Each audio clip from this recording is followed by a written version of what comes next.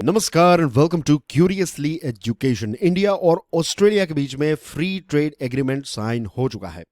आपको पता होगा कि भारत और यूएई के बीच में एक फ्री ट्रेड एग्रीमेंट साइन हुआ था, लेकिन इंडिया और ऑस्ट्रेलिया का जो फ्री ट्रेड एग्रीमेंट है ये लैंडमार्क डेवलपमेंट है। इनफैक्ट मैं ये भी कहूंगा कि ऑस्ट्रेलिया और इंडिया का जो फ्री ट्रेड एग्रीमेंट है वो इंडिया और यूएई के बीच में जो फ्री ट्रेड एग्रीमेंट है उससे भी इंपॉर्टेंट है। क्यों?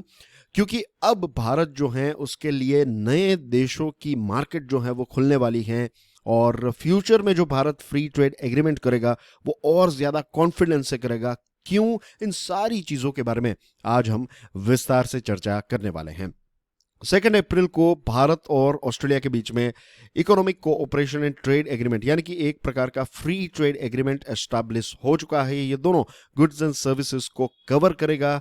इसके बारे में विस्तार से चर्चा करें उससे पहले डियर फ्रेंड्स, बहुत ही क्विकली आपको बता दूं, do check out my motivational podcast curiously forever. ये सभी बड़े पॉडकास्ट प्लेटफॉर्म्स पर अवेलेबल है। आपके लिए एक प्रश्न भी है, name the prime minister of Australia. Australia के प्राइम मिनिस्टर का नाम क्या है? कमेंट सेक्शन में जरूर बताइएगा। सबसे इंपॉर्टेंट चीज जो आपको समझनी है वो है वर्ल्ड ट्रेड ऑर्गेनाइजेशन का फ्री ट्रेड एग्रीमेंट को लेकर रूल क्या है। डब्ल्यूटीओ का एफटीए को लेकर रूल जो है वो ये कहता है कि whenever an FTA includes one or more developed countries as members, all member countries must eliminate duties and other trade restrictions on substantially all products traded among them। इसका मतलब यह है कि अगर आप फ्री ट्रेड एग्रीमेंट करते हैं और उसमें कोई डेवलप्ड देश उसका मेंबर है, तो जितने भी ट्रेड बैरियर्स हैं उन सारे के सारे ट्रेड बैरियर्स को आपको हटाना पड़ेगा। सारे के सारे प्रोडक्ट्स जो हैं उन पर से जो ड्यूटीज आपने लगाई है उनको हटानी पड़ेगी। तो ये अपने आप में एक बहुत ही इंटरेस्टिंग वर्ल्ड ट्रेड ऑर्गेनाइजेशन का रूल है। अगर दो मेंबर कंट्रीज हैं और एफटीए के मेंबर कंट्रीज हैं और ये डेवलपिंग कंट्रीज हैं, तो उनको ये फ्लेक्सिबिलिटी मिलती है, आप कस्टमाइजेशन कर सकते हैं। आप चाहे तो कुछ प्रोडक्ट्स पर जो ड्यूटी है उनको इंक्रीज करके रख सकते हैं, कुछ प्रोडक्ट्स को आप एफटीए में रख सकते हैं, कुछ प्रोडक्ट्स को आप एफटीए के बाहर रख सकते हैं। ये चीज हमने इंडिया और यूएई के बीच में जो फ्री ट्रेड एग्रीमेंट हुआ है उसमें देखी है। लेकिन जब डेवलप देश शामिल होता है, और यहां पर ऑस्ट्रेलिया जो है वो एक डेवलप्ड कंट्री है, तो अब ये जो फ्री ट्रेड एग्रीमेंट होगा उसमें सारे के सारे प्रोडक्ट्स जो हैं उनके ऊपर से ड्यूटीज जो हैं वो एलिमिनेट करनी पड़ेगी एज पर world trade organisations rule on FTA. अब ये पहला एफटीए नहीं है भारत का किसी डेवलप देश के साथ।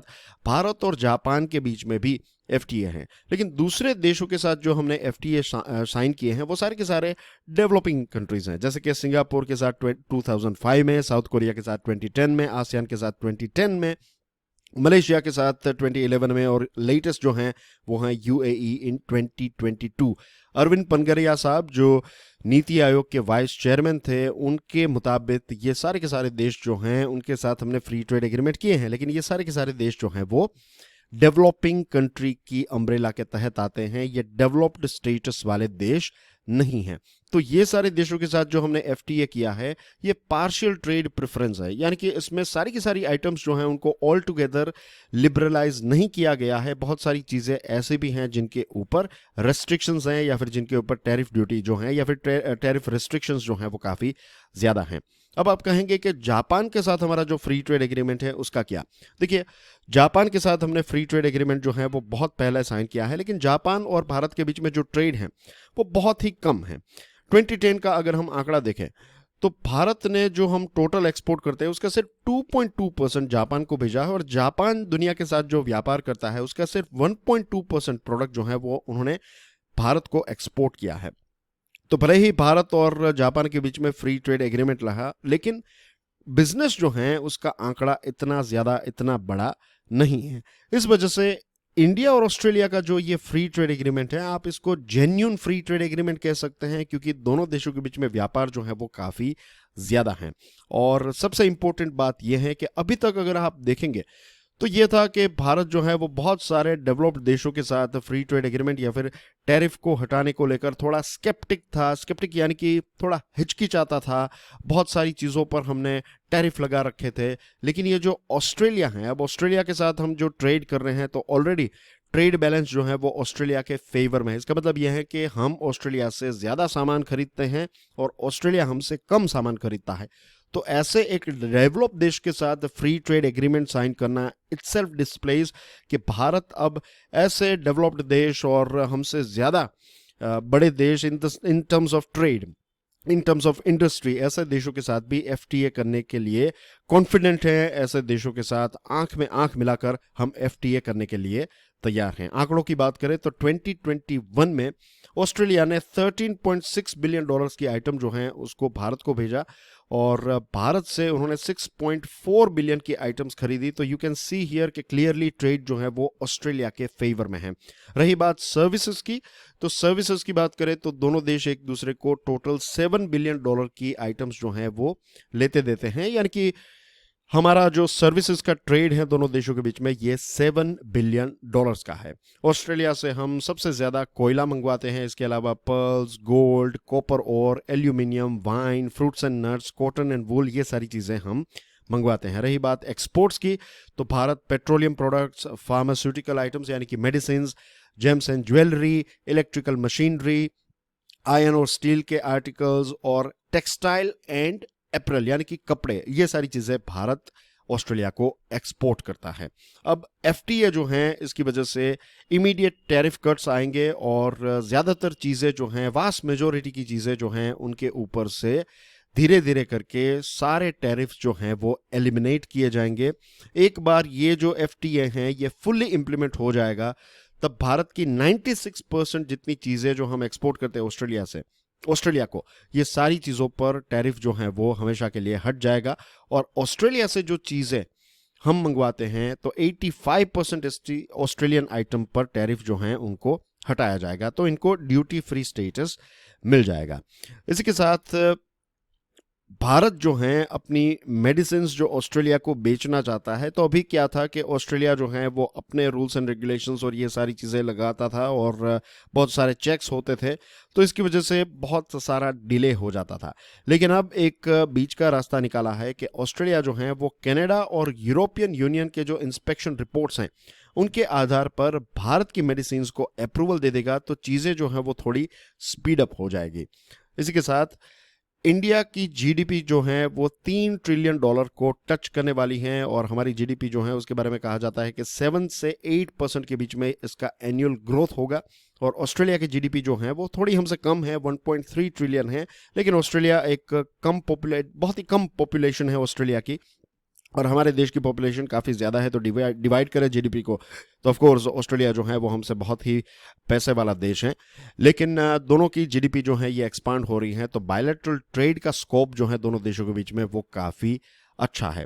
दूसरी चीज़ कि ऑस्ट्रेलिया ने ऑलरेडी चाइना और वियतनाम जैसे कॉम्पिटिटिंग देशों के साथ एफटीए साइन कर लिया है। तो अभी क्या था कि भारत अपना सामान बेचना चाहता था तो हमें एक डिसएडवांटेज था क्योंकि चाइना और वियतनाम को ऑलरेडी ड्यूटी फ्री एक्सेस मिलता था, लेकिन अब हमें इन सारे कॉम्पिटिटर्स के साथ एक लेवल प्लेइंग फील्ड मिलेगी। हमारे जो लेबर इंटेंसिव प्रोडक्ट्स हैं जैसे कि कपड़े आप ले लीजिए या फिर कोई मैन्युफैक्चरिंग आइटम्स जो हैं, तो ये भी ड्यूटी फ्री ऑस्ट्रेलिया में पहुंच जाएगी। तो इसकी वजह से चाइना और वियतनाम को ऑस्ट्रेलिया की मार्केट में भारत के प्रोडक्ट से एक टफ कंपटीशन मिलने वाली है।